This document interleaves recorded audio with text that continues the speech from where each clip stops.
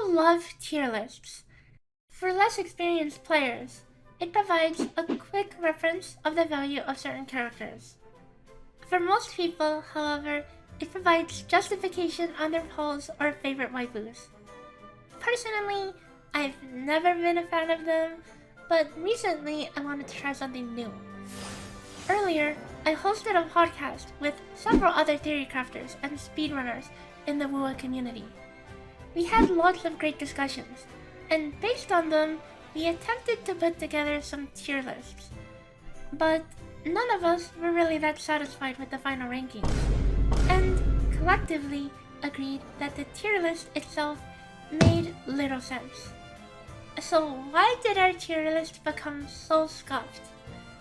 The main problem was that between 7 people, there were too many differences in assumptions alongside inconsistent judging criteria. For example, what metric even makes sense to rank characters by?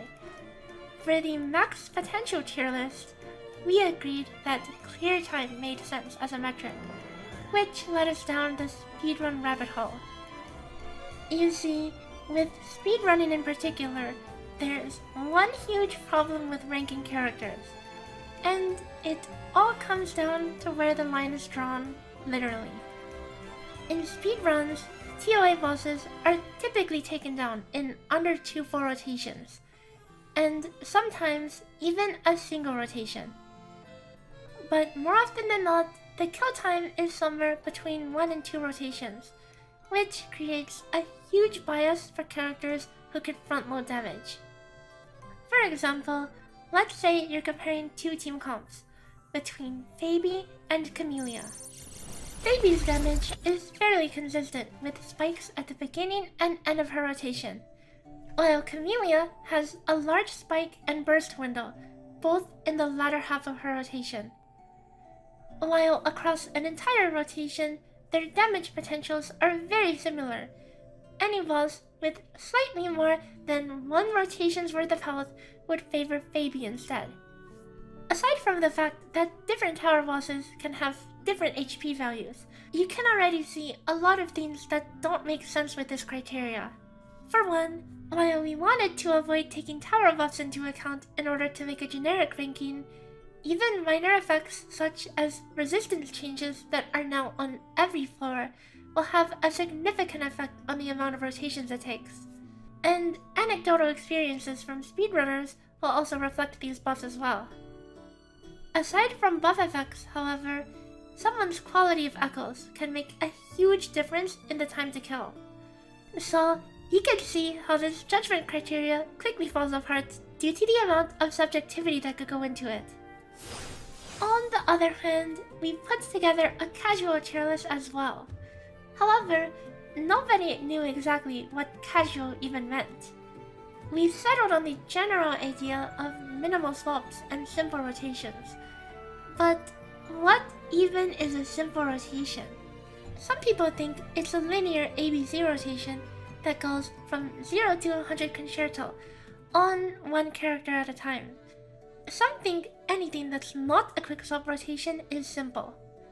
It was also unclear how precise players were expected to be for animation cancels and swap cancels, which led to further confusion. All of this demonstrates why tier lists make little sense. There are way too many assumptions and required context behind the criteria for ranking characters that differ between people. This is precisely why other popular Wuwa tier lists see much debate, as they receive criticism from players with several different backgrounds, experiences, and expectations. I think that for a tier list to work, it needs to have a clear standard and consistent metrics. For example, I could easily put together a tier list for 2-minute DPS, as that is what I typically optimize for in my calculations. The parameters would be clear, it'd be backed by solid math, and all the rotations are laid out piece by piece. Now, would it be the be-all and end-all tier list? Absolutely freaking not! In fact, at the high end, no single boss takes people 2 minutes to clear with a full team. However, there is a solid use case for a 2-minute DPS calculation, as 2 minutes is the time limit to hit a 3-star clear for maximum rewards in a core part of the endgame content loop. In this example, such a tier list would be most useful to people looking for options to get their first full Dorito clears with, but it would not make much sense to people pushing for speed clears. Anyways, I just wanted to make a quick video retrospective to talk about the recent stream.